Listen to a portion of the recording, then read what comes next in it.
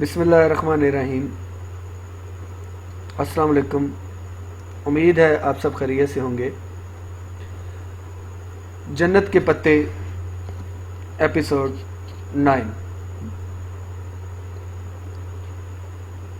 اس کی پشت پہ ایٹک کا آدھ کھلا دروازہ ہولے سے کھلا، کوئی چوکھٹ میں آن کھڑا ہوا تھا، یوں کہ راہداری کی آتی روشنی کا راستہ رک گیا۔ پل بھر میں ایٹک نیم تاریک ہو گیا۔ وہ پلٹنے ہی لگی تھی کہ صندوق میں کسی خاکی شے کی جھلک دکھائی دی۔ اس نے دونوں ہاتھوں میں پکڑ کر اسے اوپر نکالا۔ وہ لکڑی کا تختہ نہیں تھا بلکہ ایک اکڑا ہوا کپڑا تھا۔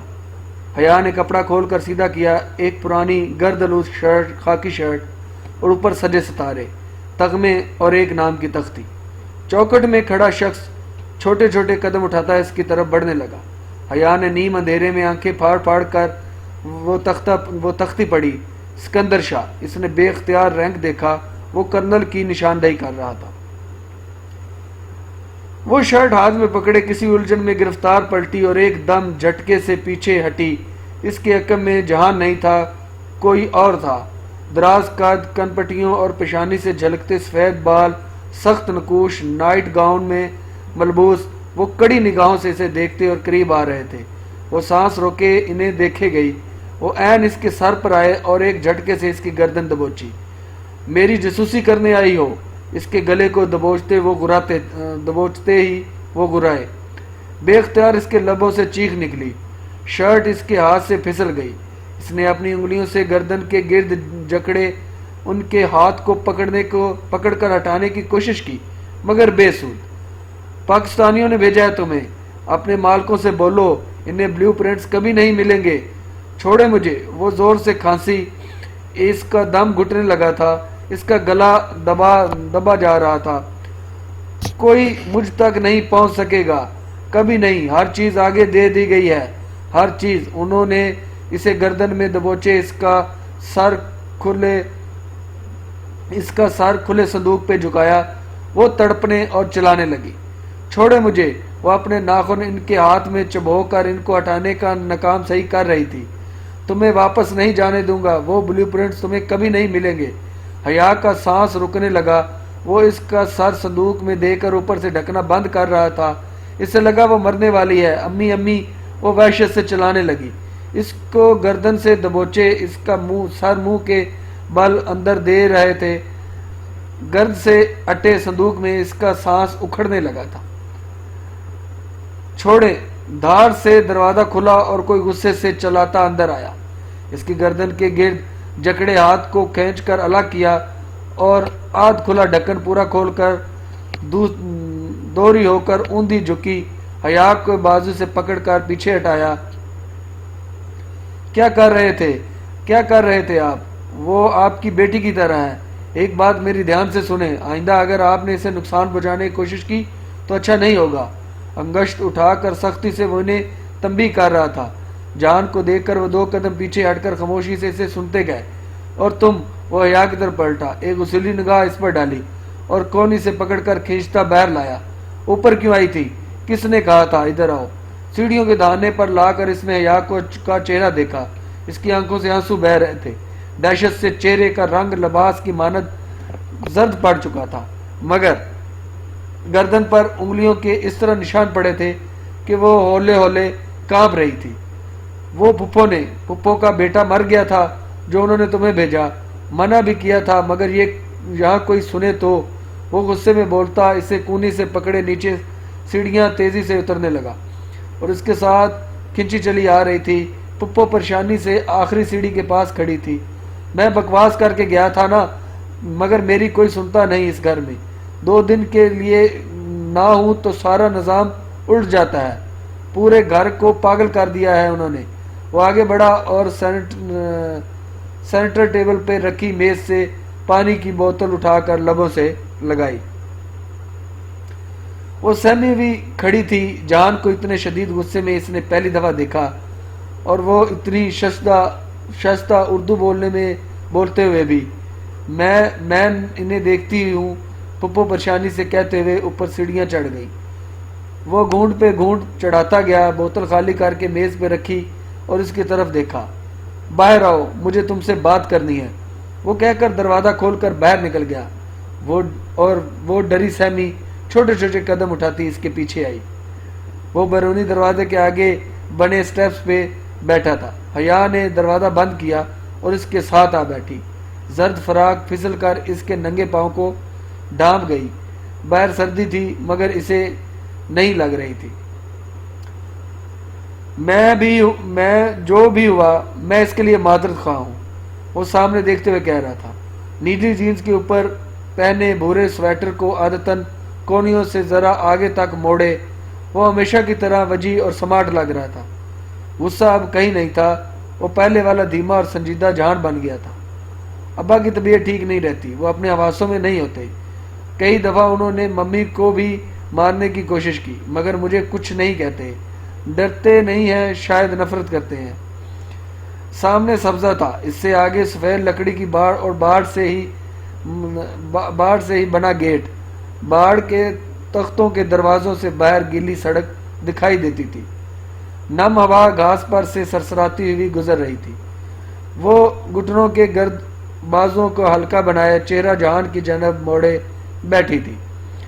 فراق کا فرش کا چھوٹا دامن ہوا کی لہروں سے پھرپھراتا ہوا اوپر اٹھا جاتا تھا تو پاجامے کی تنگ چوڑیاں میں مکیٹ ٹخنے اور پاؤں جھلکتے۔ میرا بھی دل کرتا ہے کہ میں پاکستان جاؤں، اپنے رشتہ داروں کے درمیان رہوں، اپنے آبائی گھر دیکھوں، مگر ہم پاکستان نہیں جاتے۔ اور تم اس روز ممی کو تانا دے رہی تھی کہ ہم پاکستان نہیں آتے۔ نہیں، وہ گڑبڑا گئی مگر وہ نہیں سن رہا تھا۔ حیا، ہم پاکستان واپس نہیں جا سکتے۔ مگر کیوں؟ وہ سناٹے میں رہ گئی۔ وہ چند لمحے چپ رہا، پھر آہستہ سے کہنے لگا، میرے دادا اپنا کاروبار کے سلسلہ میں استنبول آیا کرتے تھے۔ اس گھر کی زمین انہوں نے ہی خریدی تھی، بعد میں ابا نے ادھر گھر بنوایا، تب وہ پاکستان آرمی کی طرف سے یہاں پوسٹڈ تھے۔ میں استنبول میں ہی پیدا ہوا تھا اور ابا کے دوبارہ اسلام آباد پوسٹنگ ہونے کے بعد بھی میں اور ممی ادھر دادا کے ساتھ رہتے تھے۔ میرا دادا بہت اچھے اور عظیم انسان تھے، انہوں نے مجھے بہت کچھ سکھایا تھا، دین، دنیا، عزت، بہادری اور وقار سے جینے اور شان سے مرنے کا سبق انہوں نے ہی مجھے دیا تھا۔ میں 8 سال کا تھا جب دادا فوت ہو گئے تو میں اور ممی کچھ عرصے کے لیے پاکستان آ گئے۔ تبھی وہ واقعہ ہوا جس نے ہماری زندگی بدل دی۔ حیا کا سانس رک گیا۔ تبھی تو ان کا نکاح ہوا تھا، تو کیا وہ باخبر تھا؟ جن دنوں میں اور ممی پاکستان میں تھے بلکہ تمہارے گھر میں تھے، ابا آنن فانن ترکی فرار ہو گئے۔ فرار اس لیے کہ انہوں نے ایک حساس مقام کے بلیو پرنٹس ان کو بیچ دیے تھے جو ہمیشہ خریدنے کے لیے تیار رہتے ہیں۔ ثبوت انہوں نے نہیں چھوڑا تھا مگر تفتیش شروع ہوئی تو بہت کچھ کھلنے لگا۔ ابا نے ترکی سے ہی اپنا استعفیٰ بھجوا دیا، پیچھے عدالت میں مقدمہ چلا اور وہ غدار ٹھہرائے گئے۔ ان کے جرائم کی فہرست خاصی طویل تھی، ان کو سزائے موت سنا دی گئی۔ انہوں نے ترکی میں ہی سیاسی پناہ حاصل کر لی، کچھ تعلقات کام آئے اور کچھ رشوتیں۔ ابا کو ترک حکومت کبھی ڈپورٹ نہ کر سکی، نہ ہی انٹرپول نے کوئی قدم اٹھایا۔ قصہ مختصر، ابا جس دن پاکستان کی سرزمین پہ قدم رکھیں گے وہ گرفتار ہو جائیں گے اور ان کو پھانسی دے دی جائے گی۔ میرا باپ ایک ملک دشمن ہے، اس ذلت کے باوجود ہم ابا کے ساتھ رہنے پر مجبور ہیں۔ احساس جرم یا قدرت کی سزا وہ وقت گزرنے کے ساتھ ساتھ اپنا ذہن کھولتے جا رہے تھے۔ سزائے موت کا خوف ان کے لیے ناسور بنتا جا رہا تھا۔ جو انہوں نے تمہارے ساتھ کیا اس پر ان کو معاف کر دینا، وہ میرے باپ ہیں، اور باوجود اس کے کہ یہ حقیقت بہت جگہ یہ میرا سر جھکا دیتی ہے، میں ان سے محبت کرنے پر مجبور ہوں۔ حیا نے گہری سانس لی۔ اس کے کسی قصے میں اس کا قصہ نہیں تھا، کسی داستان میں اس کی داستان نہیں تھی۔ میں کام سے باہر جا رہا ہوں، آج کھانا کھا کر جانا۔ وہ اٹھا اور دروازہ کھول کر اندر چلا گیا۔ شاید وہ صرف ابھی تنہائی چاہتا تھا۔ حیا گردن موڑ کر اسے جاتے دیکھنے لگی۔ وہ ننگے پاؤں لکڑی کے فرش پہ چلتی سیڑھیوں کی طرف بڑھ رہا تھا۔ حیا، ختیجہ، ٹالی نے انہیں اس وقت پکارا جب وہ دونوں ڈی جے کے بینک پہ بیٹھی ڈی جے کی شاپنگ پہ تبصرہ کر رہی تھی۔ وہ 13 فروری کی دوپہر تھی، انہیں ترکی آئے 8واں روز تھا۔ डी जे वैलेंटाइन डे की रौनक देखने आज टाक्सम गई थी। मायूसी वापस आई थी। पाकिस्तान के बरक्स तुर्क का हर काम छोड़कर सुर्ख रंग में नहा नहीं जाते थे, बल्कि सवाए सुर्ख फूलों की फरोख्त के इस्तांबुल में वैलेंटाइन डे के कोई आसार ना थे। जब डीजे खूब मायूस हो चुकी तो उसने ये कहकर अपने ख्यालात में तरमीम कर डाली कि भाड़ में गया सेनेट वैलेंटाइन, हमें इस त्यौहार से क्या लेना देना। इनके इस गुफ्तगू में मुखल होने वाली इसराइली एक्सचेंज स्टूडेंट थी। हाँ, वो दोनों रुक कर नीचे देखने लगीं, जहाँ टाली इनके बैंक से नीचे लटकी सीढ़ी के साथ खड़ी थी। वो लड़के तुम्हारा पूछ रहे थे। हया और डीजे ने एक दूसरे को देखा और फिर टाली को। कौन से लड़के? वो फलस्तीनी एक्सचेंज स्टूडेंट जो साथ वाले डोरम में रहते हैं। वो मुझसे पूछ रहे थे कि वो पाकिस्तानी लड़कियां कैसी हैं, और ये कि इनको कोई मसला वगैरह तो नहीं है, और ये भी कि तुम दोनों आज शाम की चाय का कामर रूम में उनके साथ पियो। वो तुम्हारा इंतज़ार करेंगे।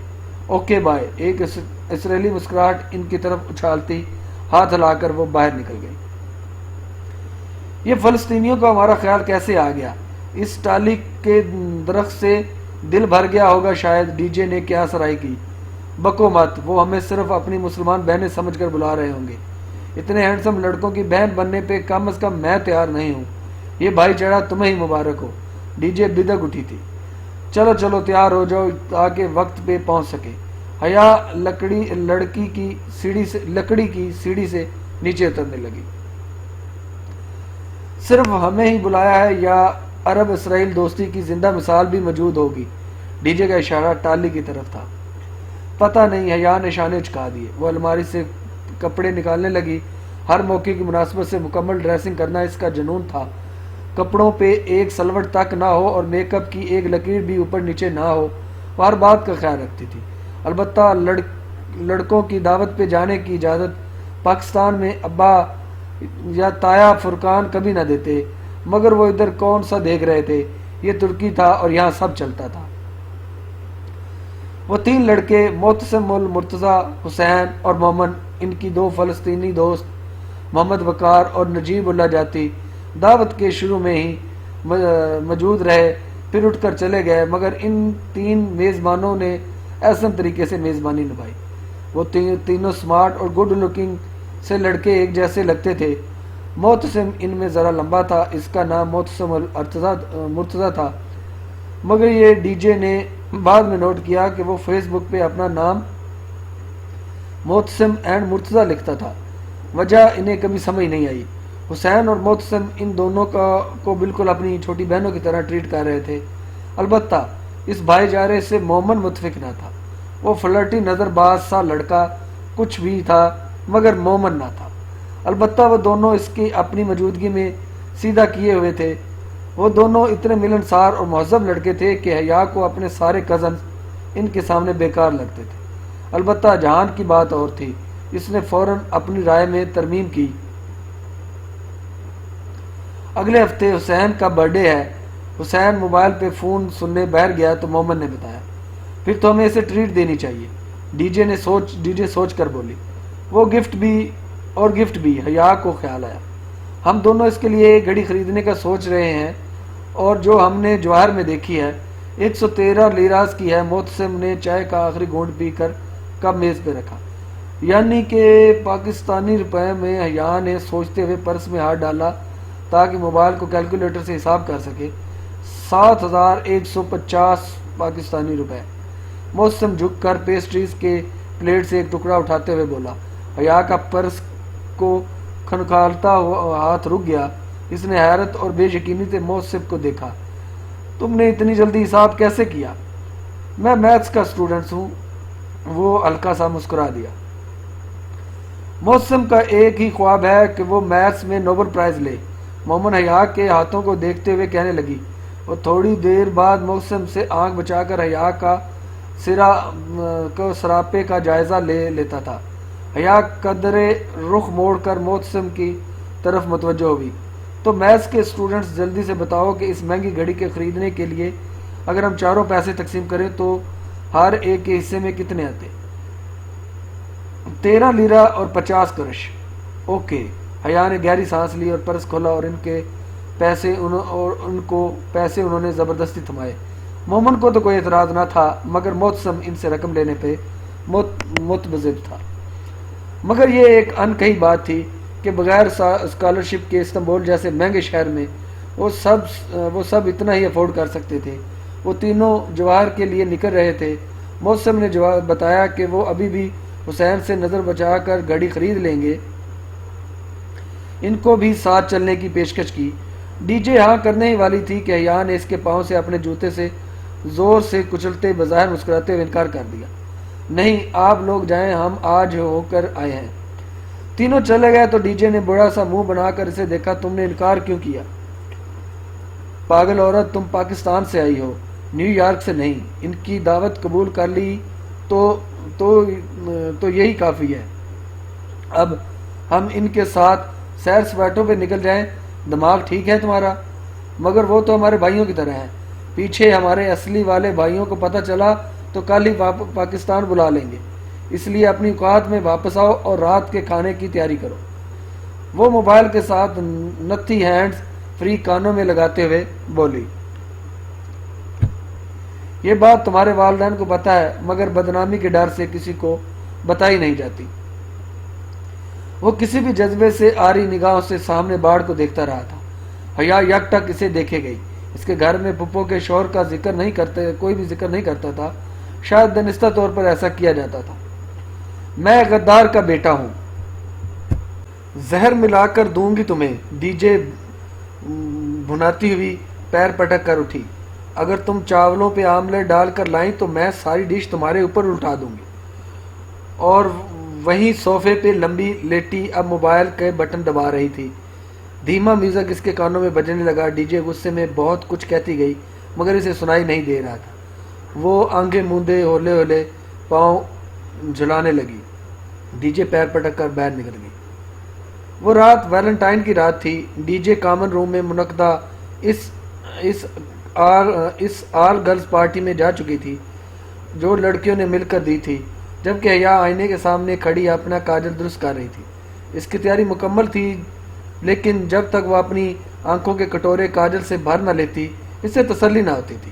ابھی وہ کاجل کی سلائی کی نوک آنکھ کے کنارے سے رگڑ رہی تھی کہ دروازہ بجا۔ دھیمی سی دستک اور پھر خاموشی۔ اس نے کاجل کی سلائی نیچے کی اور پلٹ کر دیکھا۔ یہ انداز ڈی جے کا تو نہیں تھا۔ وہ یوں ہی کاجل پکڑے آگے بڑھی اور ناب گھما کر دروازہ کھولا۔ باہر بالکونی میں روشنی تھی۔ جیسے اس نے دروازہ کھولا بالکونی طریق ہو گئی۔ غالباً سیڑھیوں کے اوپر لگا بلب بجھ گیا تھا۔ کیا کوئی آ کر واپس پلٹ گیا تھا؟ کون؟ اس نے گردن آگے کر کے راہداری میں دونوں سمت دیکھا۔ ہر سو خاموشی تھی۔ بالکونی ویران تھی، وہاں سردی تھی اور اندر کمرہ گرم تھا۔ وہ چند ثانیے کھڑی رہی، پھر دھیرے سے شانے چکا کر پلٹنے ہی لگی تھی کہ او نہیں، اس کے لبوں سے ایک اکتائی ہوئی کرا نکلی۔ چوکھٹ پہ اس کے قدموں کے ساتھ سفید گلابوں کا بکے اور ایک بند لفافہ رکھا تھا۔ وہ جھکی، دونوں چیزیں اٹھائیں اور جارحانہ انداز میں لفافے کا منہ پھاڑا۔ اندر رکھا چکور سفید کاغذ نکالا اور چہرے کے سامنے کیا۔ Happy Valentine day from your Valentine.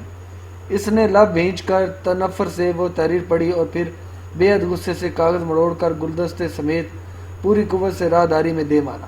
اوچ! وہ واپس مڑنے ہی لگی تھی جب کسی کی بکھرائی ہوئی آواز سنی۔ اس نے چونک کر پیچھے دیکھا۔ گلدستہ اور کاغذ سیدھے ہاتھ والے کمرے سے نکلتے محتسب کو جا لگے تھے۔ اس سے ٹکرا کر اب اس کے قدموں میں پڑے تھے۔ یہ کیا ہے؟ وہ ہکا بکا کھڑا تھا۔ آئی ایم سوری محتسم، وہ شدید بے آزاری سے بامشکل ضبط کر کے بولی۔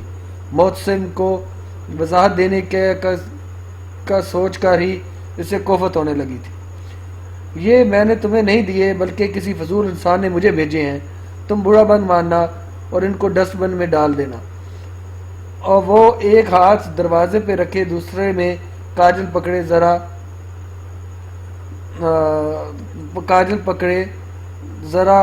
رکھائی سے بولی۔ محتسم نے جھک کر وہ کاغذ اٹھایا اور سیدھے ہوتے ہوئے اس کی شکنیں درست کر کے چہرے کے سامنے کیا۔ حیا کو کوفت ہونے لگی۔ میں کہہ رہی ہوں نا سوری۔ وہ جو قدرے بھویں سکیڑے کاغذ کو دیکھ رہا تھا چونک کر اسے دیکھنے لگا۔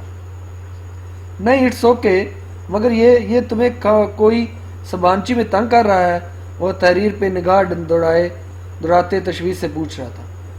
یہ بات نہیں ہے، یہ بہت پہلے سے میرے پیچھے پڑا ہے، لمبی کہانی ہے، جانے دو، اس کو کوڑے میں پھینک دینا، گڈ نائٹ۔ وہ مزید مروت کا مظاہرہ کیے بغیر دروازے کا کوڑا بند کرنے ہی لگی تھی جب وہ ہولے سے بولا، یہ گیلا کیوں ہے؟ تم روئی ہو؟ کچھ تھا اس کی آواز میں کہ دروازہ بند کرتی ہے یا ٹھٹک کر رکی، پھر پٹ نیند وا کیا اور باہر بالکونی میں قدم رکھا۔ میں کیوں رہوں گی؟ وہ کاغذ کو دیکھتے ہوئے بولی۔ موسم کاغذ کے نیچے دائیں طرف کے کنارے پہ انگلی پھیر رہا تھا۔ پھر یہ گیلے کیوں ہوئے؟ شاید پھولوں پہ پانی تھا۔ حیا نے مکانگی انداز میں نفی میں گردن ہلائی۔ نہیں، یہ تو موٹے لفافے میں مہر بند تھا۔ موسم نے وہ نم حصہ ناک کے قریب لے جا کر آنکھیں موند سے سانس اندر کو کھینچی۔ سٹریس لیمو لائن۔ وہ متصب سا حیا کو دیکھنے لگا۔ کیا کہہ رہے ہو؟ مجھے کچھ سمجھ نہیں آ رہا۔ کسی نے اس کے نچلے کنارے پہ لیمو کا رس لگایا ہے۔ پھر اس نے ذرا چونک کر حیا کو دیکھا۔ تمہارے پاس ماچس ہے؟ وہ جواب دیے بغیر الٹے قدموں پیچھے آئی اور دروازہ پورا کھول کر ایک طرف ہو گئی۔ موسم قدرے جھجکا، پھر کاغذ پکڑے اندر داخل ہوا۔ حیا نے اپنی اور ڈی جے کی میز کی کرسیاں کھینچ کر آمنے سامنے رکھی، پھر ٹالی کی میز پہ چیزیں الٹ پلٹ کرنے لگی۔ کیا تم بھی بچپن میں لیمو کے رس اور آگ والا کھیل کھیلتے تھے؟ وہ اب میز کے دراز کھول کر کچھ ڈھونڈ رہی تھی۔ موسم دھیرے سے ہنسا۔ بہت کھیل کھیلے ہیں، ان میں سے اکثر آگ والے ہی ہوتے تھے۔ فلسطین میں بہت آگ ہے، شاید تم نہ سمجھ سکو۔ چلو آج ان ترکوں کے کھیل اسرائیلی آگ سے کھیلتے ہیں۔ وہ دراز سے ایک سگریٹ لائٹر نکال کر اس کے سامنے کرسی پر آ بیٹھی اور لائٹر اس کی طرف بڑھایا۔ موسم نے لائٹر کا پہیہ انگوٹھے سے دبا کر گھمایا تو آگ کا نیلا زرش شعلہ جل اٹھا۔ احتیاط سے وہ بے اختیار کہہ اٹھی۔ موسم نے جواب نہیں دیا۔ وہ خط کے نم حصے کو جو ابھی تک بھی نہیں سوکھا تھا شعلے کے قریب لایا۔ ذرا سی تپش ملی اور الفاظ ابھرنے لگے۔ بڑے بڑے کر کے لکھے انگریزی کے 3 حروف ARP۔ وہ حروف این فرام یور ویلنٹائن کے نیچے لکھے تھے۔ وہ دونوں چند لمحے کاغذ کے ٹکڑے پہ ابھرے حروف کو تکتے رہے، پھر ایک ساتھ گردن اٹھا کر ایک دوسرے کو دیکھا۔ ARP کیسا لفظ ہے یہ؟ حیا نے ممکنہ ادائیگی کے دونوں طریقوں سے حروف کو ملا کر پڑھا۔ شاید کوئی نام۔ کیا ARP کوئی ترک نام ہے؟ معلوم نہیں۔ موسم نے شانے چکا دیے۔ حیا سوچتی نگاہوں سے کاغذ کو تکتی رہی۔ کیا میں تمہاری کوئی مدد کر سکتا ہوں؟ اس نے ایک نظر موسم کو دیکھا، پھر نرم سی مسکرائی۔ تم کر چکے ہو۔ وہ ہولے سے مسکرا کر کھڑا ہوا اور کاغذ میز پر رکھا۔ وہ جو بھی ہے شاید تمہیں اپنا نام بتانے کی کوشش کر رہا ہے۔ وہ کون ہو سکتا ہے یہ تم بہتر سمجھ سکتی ہو۔ مجھے اب چلنا چاہیے۔ تھینک یو موسم۔ موسم نے ذرا سی سر کو جنبش دی اور باہر نکل گیا۔ دروازے کا کیچڑ سست روی سے واپس چوکھٹ تک جانے لگا۔ حیا چند لمحے میز پہ رکھے کنارے سے بھورے ہوئے کاغذ کو دیکھتی گئی، پھر بے اختیار کسی مکان کی عمل کے تحت اس نے ہاتھ میں پکڑی کاجل کی سلائی کو سیدھا کیا اور بائیں ہاتھ کی پشت پہ 3 حروف اتارے، ARP۔ دروازہ چوکھٹ کے ساتھ لگنے ہی والا تھا۔ ذرا سی درد سے باہر راہداری میں اگر گلدستہ دکھائی دے رہا تھا، 1-2 پل مزید گزرے اور زوردار ٹھا کی آواز کے ساتھ دروازہ بند ہو گیا۔ وہ اپنی ہتھیلی کی پشت پہ سیاہ رنگت میں لکھے 3 الفاظ دیکھ رہی تھی، ARP۔ اس نے اوپر بنے کیبنٹ کا دروازہ کھولا، چند ڈبے الٹ پلٹ کیے۔ نچلے خانے میں سرخ مرچوں کا ڈبہ نہیں تھا۔ وہ ایڑیاں اٹھا کر ذرا سے اونچی ہوئی اور اوپر والے خانے میں جھانکا۔ وہاں سامنے ایک پلاسٹک کے بے رنگ ڈبے میں سرخ پاؤڈر رکھا نظر آ رہا تھا۔ اس نے ڈبہ نکالا اور کاؤنٹر کی طرف آئی۔ وہاں ڈی جے کھڑی ہیلپ سلیب پہ کٹنگ بورڈ کے اوپر پیاز رکھے کھٹا کھٹ کاٹ رہی تھی۔ اس کی آنکھوں سے آنسو گر رہے تھے۔ بریانی کی مقدار زیادہ ہے، 4 چمچ سرخ مرچ کے ڈال دیتی ہوں، شاید ذرا سا ذائقہ آ جائے۔ ٹھیک، وہ خود کلامی کے انداز میں کہتی ٹوکری سے چھوٹا چمچ ڈھونڈنے لگی۔ ہاں ٹھیک، ڈی جے نے بھیگی آنکھیں اوپر اٹھا کر اسے دیکھتے ہوئے روندی ہوئی آواز میں کہا اور آستین سے آنکھیں رگڑی۔ حیا اب ڈبے سے چمچ بھر بھر کر دھوئیں اڑاتے پتیلے میں ڈال رہی تھی۔ بالوں کا ڈھیلا سا جوڑا اس کے پیچھے گردن پہ جھول رہا تھا۔ سادہ شلوار قمیض پہ وہ ڈھیلا ڈھالا سا سبز سویٹر پہنے ہوئے تھی جس کی آستینیں اس نے کونیوں تک موڑ رکھی تھی۔ دوپٹہ ایک طرف دروازے پہ لٹکا ہوا تھا، چند لٹیں جوڑے سے نکل کر چہرے کی طرف لٹک رہی تھی۔ گوشت میں چمچہ ہلاتی وہ بہت مصروف لگ رہی تھی۔ وہ دونوں اس وقت انجم باجی کے کچن میں موجود تھی۔ صبح انجم باجی ڈی جے کو ڈائننگ ہال میں ملی تو شام اپنے گھر کھانے کی دعوت دے ڈالی، جو کہ ڈی جے نے یہ کہہ کر قبول کر لی کہ وہ اور حیا مل کر بریانی بنائیں گی۔ اب سر شام ہی دونوں حالے کو لیے انجم باجی کے اپارٹمنٹ آ گئی تھی۔ ایک بیڈ روم، لاؤنج اور کچن پہ مشتمل وہ چھوٹا مگر بے حد نفیس اور سلیقے سے سجا اپارٹمنٹ تھا۔ حالے کو انہوں نے لاؤنج میں انجم باجی کے ساتھ بیٹھا رہنے دیا اور خود کچن میں آ کر کام میں مصروف ہو گئی۔ یہ پینٹنگ جو جوید جی لائے تھے انڈیا سے۔ اندر لاؤنج میں انجم باجی کی حالے کو مطلع کرتی آواز آ رہی تھی۔ ڈی جے، یہ جوید جی کیا ہے؟ اس نے قدر الجھ کر پوچھا۔ ان کا مطلب ہے جاوید جی، ان کے ہسبینڈ۔ ڈی جے نے سرگوشی کی تو وہ او کہہ کر مسکراہٹ دباتی پلٹ کر ابلتے ہوئے چاولوں کی طرف دیکھنے لگی۔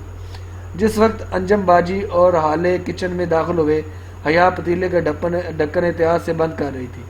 آٹھ پہ پلٹی اور مسکرائی۔ بس دم دے رہی ہوں، بہت خراب ہو تم، مجھے اٹھنے ہی نہیں دیا، بس آپ کو کھانے کے وقت ہی اٹھانا تھا۔ اور وہ جوید بھائی آ گئے؟ وہ ہاتھ دھو کر تولیے سے صاف کرتی ڈی جے کے پاس آئی۔ ڈی جے کا سلاد ابھی تک مکمل نہ ہوا تھا، اب کہیں جا کر وہ ٹماٹروں پہ پہنچی تھی۔ بس آنے والے ہیں، لاؤ یہ سلاد تو مجھے بنانے دو۔ نہیں، میں کر لوں گی، تھوڑا سا رہ گیا ہے، ڈی جے نے بڑی بے فکری سے کہا۔ اس نے اسے جتاتی نظروں سے گھورا۔ آپ نے اس تھوڑے میں بھی صبح کر دینی ہے، لاؤ مجھے دو اور پلیٹیں لگاؤ۔ اس نے ٹماٹر چھڑی ڈی جے کے ہاتھ سے لے لی۔ حالے آج خود نہایت پھرتی سے سارا پھیلاوا سمیٹنے میں لگی تھی۔ وہ میلے برتن اب سنک میں جمع کر رہی تھی اور ان کو کبھی کبھی کام کرنے والی دونوں پاکستانی لڑکیوں کی نسبت بہت تیزی سے ہاتھ چلا رہی تھی۔ ڈی جے کیبنٹ سے پلیٹیں نکالنے لگی اور انجم باجی رائتا بنانے لگی۔ حیا نے ٹماٹر کو کٹنگ بورڈ پہ دائیں ہاتھ سے پکڑ رکھا تھا اور چھری رکھ کر دبائی۔ وہ دو سرخ ٹکڑے سے الگ ہو گئے اور ذرا سا سرخ رس اس کی بائیں ہتھیلی کی پشت پہ بہہ گیا، جہاں کاجل سے لکھے 3 مٹے مٹے سے حرف تھے، ARP۔ وہ 2-3 روز سے اسی ARP کے متعلق سوچے جا رہی تھی۔ اب بھی کچھ سوچ کر اس کی گردن اٹھائی۔ انجم باجی، دہی کا کانٹے سے پھینٹے۔ انجم باجی نے ہاتھ روک کر اسے دیکھا۔ آپ نے کسی عرب کے متعلق سنا ہے؟ عرب؟ انجم باجی نے حیرت بڑی الجھن سے دہرایا۔ جی عرب، ARP، اس نے وضاحت کے لیے ہجے کر کے بتایا۔ او ناٹ اگین حیا۔ حالے جو سنک کے آگے کھڑی تھی قدرے اکتا کر پلٹی اور اس کے ہاتھ میں جھاگ بڑا اسفنج تھا جسے وہ پلیٹ پہ مر رہی تھی۔ تم پھر وہی موضوع لے کر بیٹھ گئی۔ اس کے انداز میں خفگی بھرا احتجاج تھا، مگر حالے اب کہ وہ الجھی تھی، یہ موضوع تو اس نے ابھی تک حالے کے ساتھ ڈسکس نہیں کیا تھا۔ پھر میں نے کہا تھا یہ سب بیکار باتیں ہیں، مگر میں نے پوچھا ہی کیا ہے؟ ARP عبد الرحمن پاشا، اور کون؟ میں نے بتایا تھا نہ کہ یہ گھریلو عورتوں کے افسانے سے زیادہ کچھ نہیں۔ یہ استنبول ہے، یہاں قانون کا راج ہے، مافیا کا نہیں۔ اب اس کے بعد اس موضوع پہ کچھ نہیں سنوں گی۔ حالے اب پلٹ کر جھاگ سے بھری پلیٹ کو پانی سے کھنگار رہی تھی اور وہ حیرتوں کے سمندر میں گم کھڑی ہو گئی۔ ARP عبد الرحمن پاشا، او یہ خیال اسے پہلے کیوں نہیں آیا؟ اوکے وہ بظاہر سر جھکائے ٹماٹر کاٹنے لگی۔ اس کے ذہن میں بہت سے خیال گڑمڑ ہو رہے تھے۔ حالے اور جان دونوں ایک جیسے تھے اور اپنے استنبول کے دفاع کے لیے کبھی کچھ نہیں کہیں گے، اسے یقین تھا، مگر کسی کے پاس تو کچھ کہنے کے لیے ہوگا۔ وہ اسے کس کو ڈھونڈنا تھا؟ وہ میز لگا رہی تھی جب جاوید بھائی آ گئے۔ وہ بھی PhD کر رہے تھے اور سبانجی میں پڑھاتے بھی تھے۔ بے حد ملنسار، سادہ اور خوش اخلاق سے دیسی مرد تھے، پرانے پاکستانی ڈراموں کے شوقین اور پرستار۔ ٹی وی کے ساتھ ریک میں انکئی تنہائیاں، دھوپ کنارے، آنگن ٹیڑھا، الف نون سمیت کئی کلاسک ڈراموں کی CDs سجی ہوئی تھیں۔ ان دونوں میاں بیوی کا ایک دوسرے کے لیے طرز طائف بہت دلچسپ تھا۔ جاوید جی اور انجو جی، اسے بہت ہنسی آئی۔ باقی تینوں کچن میں تھیں۔ اب حیا پانی رکھنے میز پر آئی تو جاوید بھائی کو تنہا بیٹھے پایا۔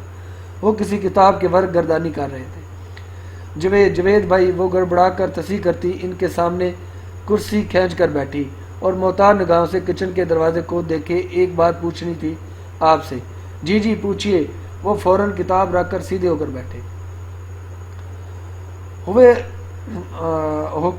بیٹھے۔ استنبول میں ایک انڈین مسلم رہتا ہے، عبد الرحمن پاشا نام کا، کیا آپ اسے جانتے ہیں؟ وہ محتاط سی کرسی کے کنارے ٹکی بولتے ہوئے بار بار کچن کے دروازے کو بھی دیکھتی گئی۔ کون پاشا؟ وہ بیوق ادا والا؟ اور حیا کو لگا اسے اس کے جواب ملنے والے ہیں۔ جی وہی، وہ خاصا مشہور ہے۔ ہاں سنا تو میں نے بھی ہے۔ بیوق ادا میں اس کا کافی ہولڈ ہے۔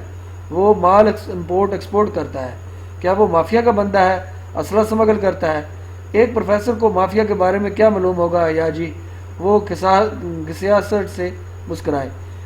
یعنی کہ وہ واقعی مافیا کا بندہ ہے۔ آپ کو معلوم ہے مگر آپ اعتراف نہیں کرنا چاہ رہے۔ اس نے اندھیرے میں تیر چلانا چاہا۔ میں ٹھیک سے کچھ نہیں جانتا، انہوں نے سادگی سے ہتھیار ڈال دیا۔ دفعتاً کچن سے انجم باجی کی چیخ بلند ہوئی۔ وہ جو کرسی کے کنارے پہ ٹکی تھی گھبرا اٹھی اور کچن کی طرف پلکی۔ کیا ہوا؟ انجم باجی سرخ ببو کا چہرہ اور آنکھوں میں پانی لیے کھڑی تھی۔ ان کے ہاتھ میں خالی چمچہ تھا۔ مرچیں؟ اتنی مرچیں ہیں یا نہیں؟ یہ ترکی کی مرچیں پھیکی ہوتی ہیں، میں نے تو صرف 4 چمچے۔ ان کی آنکھیں کھل گئی۔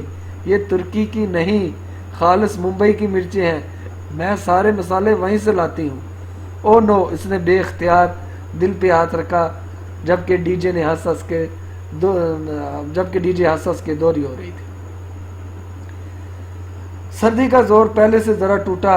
اس صبح بھی سنہری سی دھوپ ٹاکسم اسکوائر پر بکھری تھی۔ مجسمہ آزادی کے گرد ہر سو سونے کے ذرات چمک رہے تھے۔ وہ دونوں سست روی سے سڑک کے کنارے چل رہی تھی جب ڈی جے نے پوچھا، حیا یہ ٹاکسم نام کتنے مزے کا ہے، اس کا مطلب کیا ہے بلا؟ حیا، میں شہر کی میئر ہوں، جو مجھے پتا ہوگا؟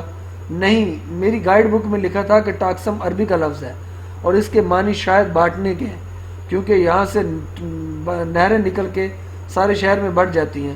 تمہیں عربی آتی ہے اس لیے پوچھ رہی ہوں۔ عربی میں تو ٹاکسم نام کا کوئی لفظ ہی نہیں ہے۔ عربی میں بانٹنے کو تقسیم کہتے ہیں۔ وہ ایک دم رکی اور بے اختیار سر پہ ہاتھ مارا۔ او، ٹاکسم یعنی تقسیم۔ اگر گوروں کی طرح منہ ٹیڑھا کر کے پڑھو تو تاکسیم یا ٹاکسم بن جاتا ہے۔ ٹاکسم، واو۔ وہ دونوں اس بات پہ خوب ہنسی، آگے بڑھنے لگیں اور شاپنگ کے ارادے سے آج استقلال اسٹریٹ کی طرف آئی